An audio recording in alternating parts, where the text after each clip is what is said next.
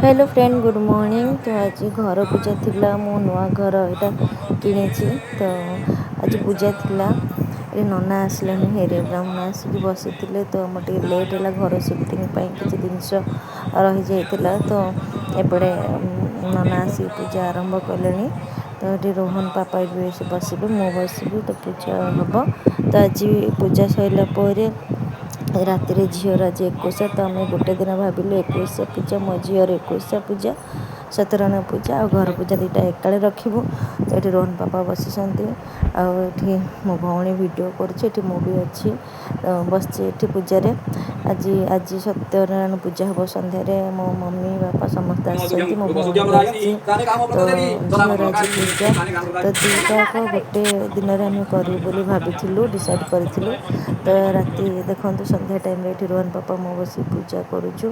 तो आज सत्यनारायण पूजा विशेष किसी करूनी छोट आकार करुच्ची। तो देखो